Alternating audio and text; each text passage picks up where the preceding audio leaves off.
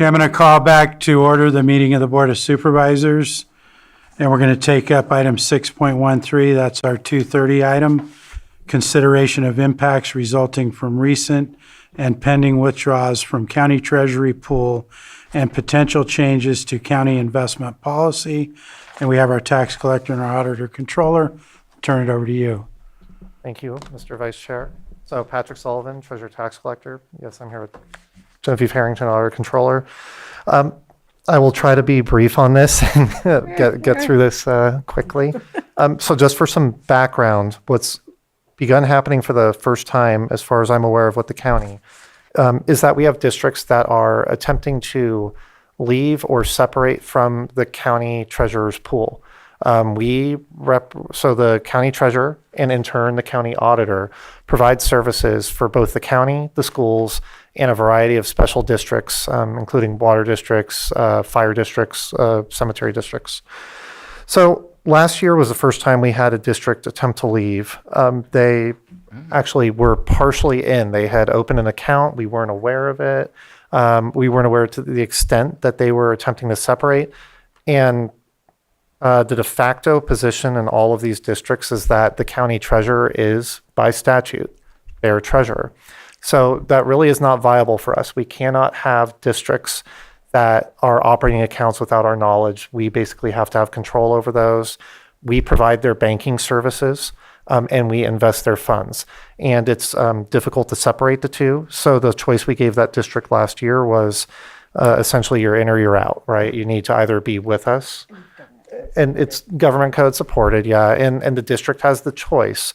They ultimately made the choice to leave. We had expressed concerns that their capacity was not necessarily there to provide the level of service that's necessary. There's a lot of security features you need for banking, fraud protection. They need to do all their own investing.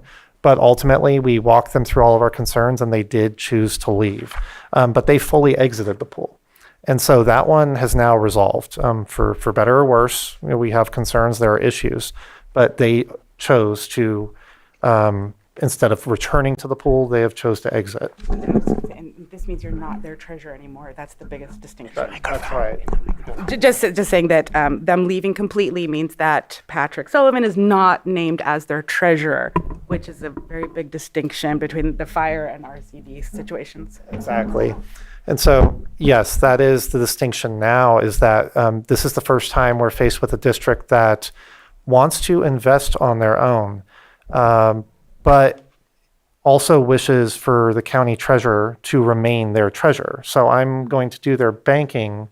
Genevieve's office would do their auditing functions, financial reporting, but we would not really be in control of the money, or there's this weird split on how it works. And I think that's the root of our concern, is that a lot of the code sections that govern this are very old. They were written between 50 and 100 years ago generally, or even longer. And so there used to be more of a distinction between banking and investing. You know, you had your money in the vault, the money in the bank account, and then if you chose to invest, you were literally going and buying paper bonds. Now, I mean, we invest on a daily basis. We are sweeping money from our checking account into a money market fund each day so that no dollar goes uninvested. So I think that's the hard part now, is that with modern banking, even though statutorily there's Attorney General opinion that says fire districts can do this, it's not really practical. Operationally, the risk here is that if districts kind of keep 1 foot in, 1 foot out, it can be unintentional. It can be without malice, that there's no intent to, let's say, harm us or the schools or other pool participants. But as they pull money out, in order to meet those cash flow requirements, I may have to sell securities, bonds, to cash them out and give them their money.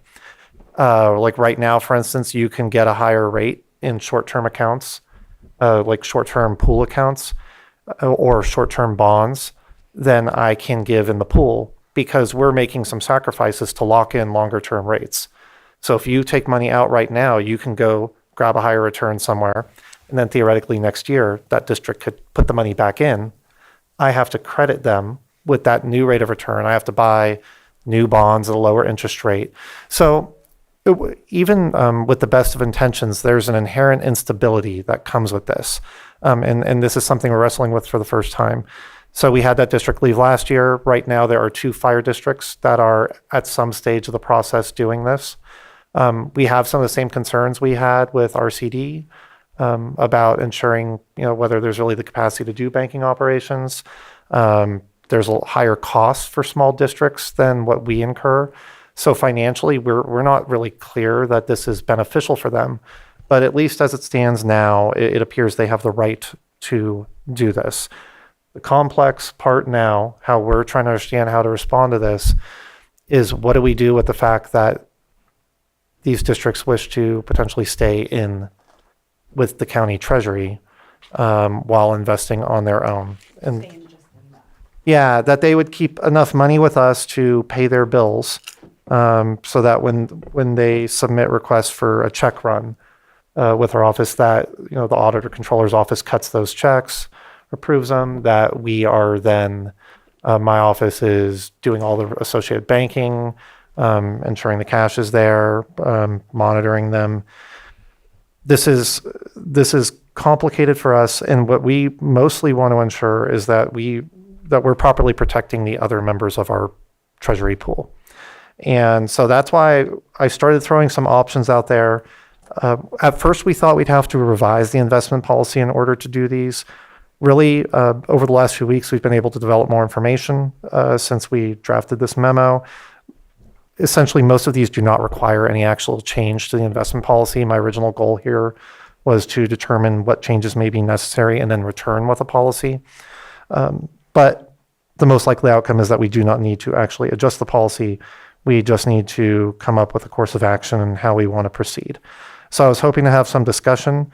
Just generally, some of the options are to create a separate voluntary pool. There's different ways to handle that. That's more administrative work for our office. It's more work. We'd have to manage one pool for everyone else and then try to manage another pool differently because of their cash flow. And frankly, I think the costs and the level of effort involved in that would not be appropriate and would not be benefit. The other idea here is to essentially create a separate district account in this case.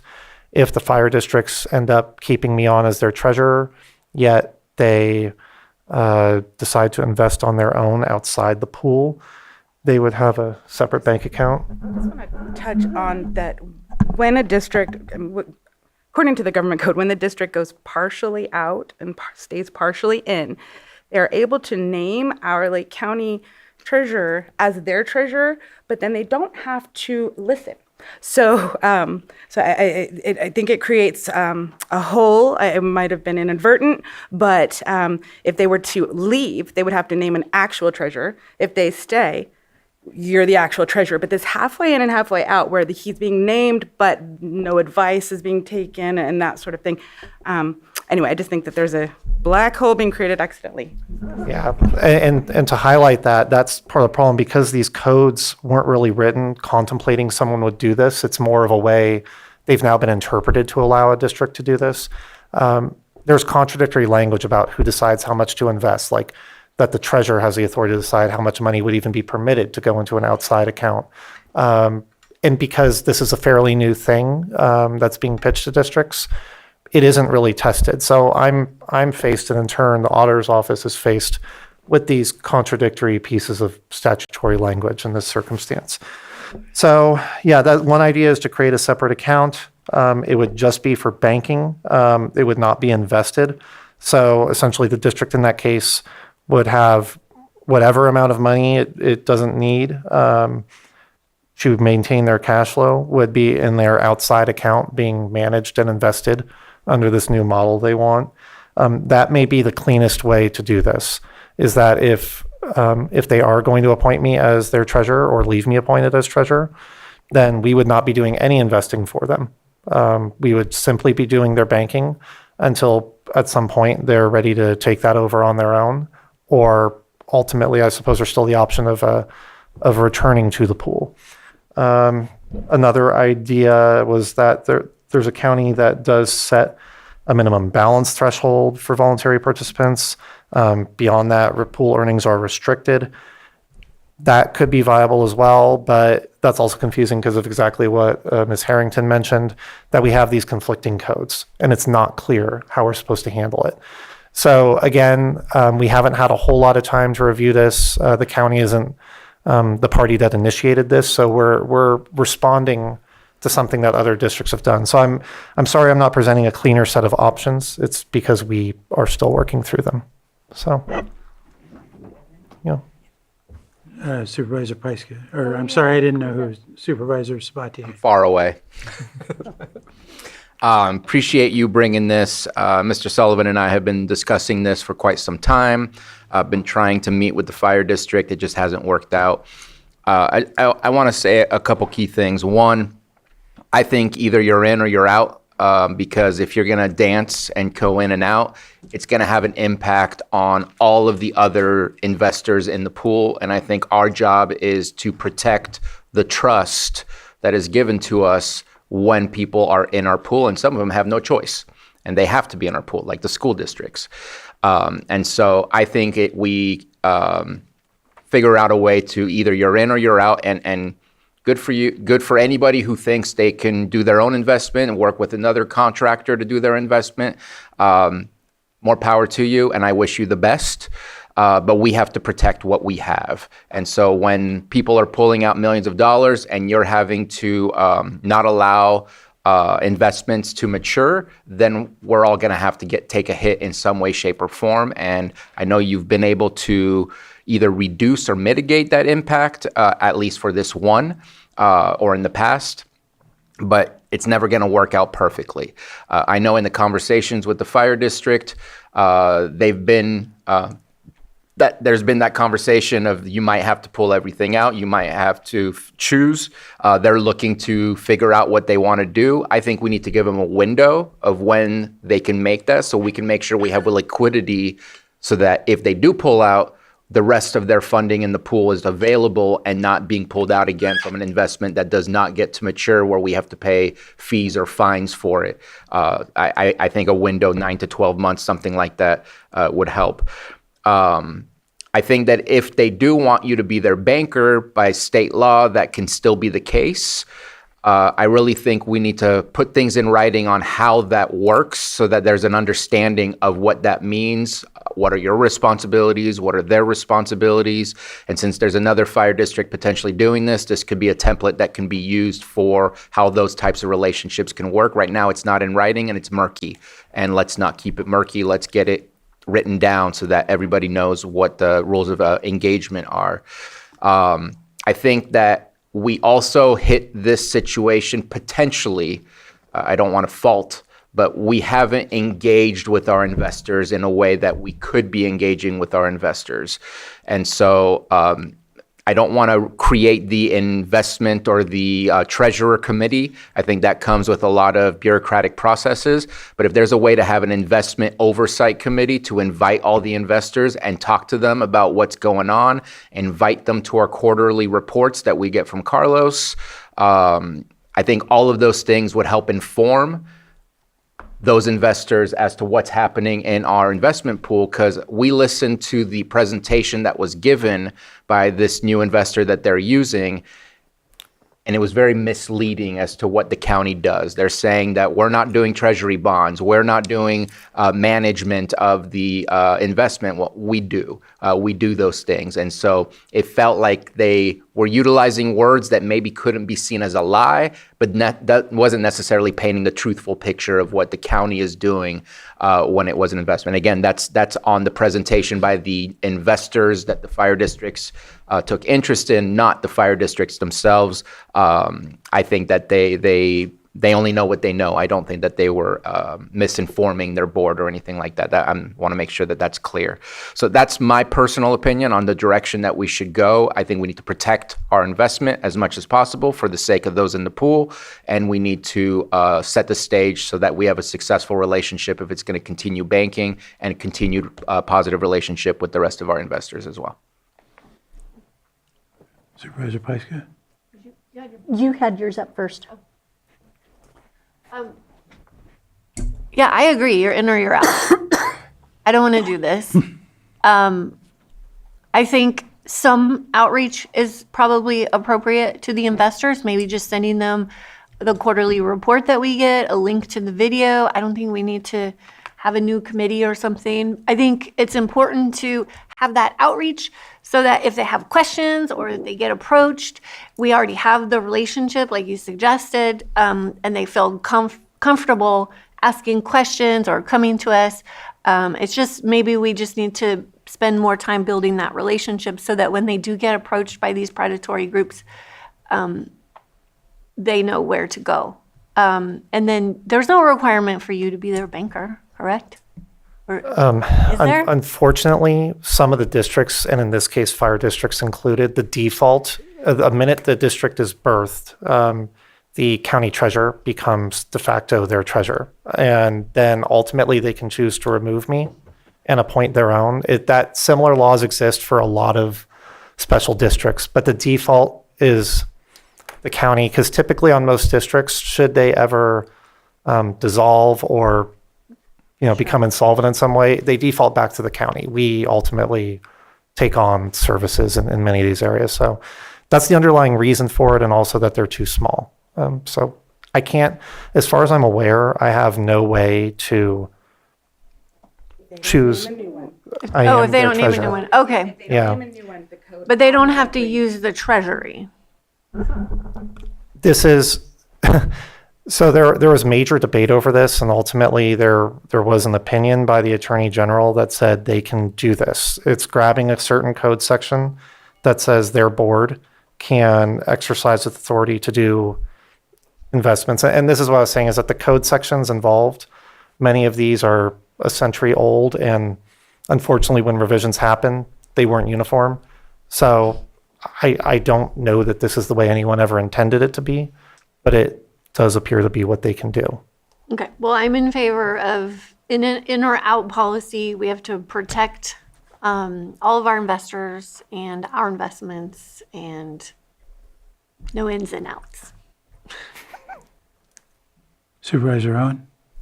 I was just going to ask what you suggested, what you see first is legal, as far as what we can do, whether we can say in or out, or if we are required to still be half in and half out. And then, and I guess that's more of a ask of Lloyd, and I'm going to guess that you may have already asked that question. But also what it is that you think we should do. I'm looking to support you. So I can tell you, as far as the general consensus amongst treasury tax collectors from counties I've spoken with, is that it is typically best to be in or out, that you Sure. do not want voluntary participants in your pool. They can destabilize it. My understanding is it can even ultimately impact your credit rating because it creates a new cash flow issue. So if we're going that route, then I guess some of the feedback is some sort of off-ramp for the district, how that we can work with them to basically provide them time to go out on their own. But ultimately, I don't, well, I saw it as we could strongly encourage, but with policy, but if it comes down to it, government code would allow them to, that we will not be able to enforce an in or an out for fire districts specifically, outside of putting language in the policy to discourage the jumping in. That's what I was asking, is whether we had a legal foot to stand on to do that. I would say no, according to the government codes I've seen. and that may be a question for county council if ultimately we can't come to some kind of resolution. Are there other options out there? With all the counties I've spoken with, there is no other option. What we can do in terms of in or out, what I am clear on is, as far as investment goes, there's right now everyone that holds their money with us that we do all the banking for, that both of our offices handle those services for. We handle all aspects of it so that we don't have any cash separated where we just have money in checking. All of our money is invested every day to earn that return. Because for us, banking and investing are combined. In this case, they're being separated. So that's what we can do in terms of being in or out. While we can't say we won't hold the money and do the banking, we can say If you put money with us and you're investing elsewhere, then the money you have with us is simply in a bank account. That is in checking. We will use it to cut your checks, to do those banking services, but we will not be investing it. So that sounds like a discouragement. Yes. Okay, so that is what you legally can do. That is my understanding. Yeah, that's my understanding of the extent. If there are other alternatives out there, and county council can ultimately advise of any, please let us know. Reaching out, education, I do think that would be a good idea. We just don't. I don't know, the opportunity, it's hard to find the opportunity at the right time. I mean, we're thinking that interest revenues have just skyrocketed. So it's very surprising that someone, that a district would go and do that. So, we really weren't expecting, I wasn't expecting that to happen. Well, I'm in support of supporting you. Okay, well, thank you. Supervisor Sabatier? Yeah, I forgot one thing. As we create all this and figure out how to craft the right language, I definitely want to keep an open door so they can come back, and making sure that that's also a safe on-ramp for the rest of the pool. My belief is they're going to be coming back in the future when they recognize that they're not getting what they thought they were going to get out of this. And maybe I'm wrong, and that's okay. But I want a safe on-ramp so that they can return back to the pool as well. Our policy does allow for that currently, and the only if you were to try to come back within certain timeframes after this decision's made, we may end up assessing costs. If we incur costs because of the exit or the return, then we would assess it directly to the district rather than distributing those costs amongst the other agencies. As it should be.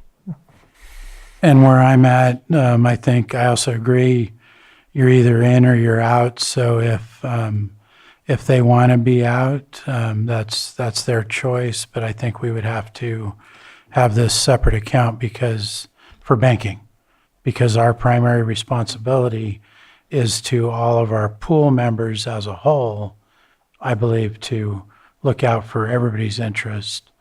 And I don't want to see the overall pool affected because one member wanted to be out. So I think that that's where I sit on it, that it would have to go to a separate account. But I definitely want to have discussions with them and leave it open opportunity. If they want to come back and be involved, then that's fine, as far as I'm concerned, in the future.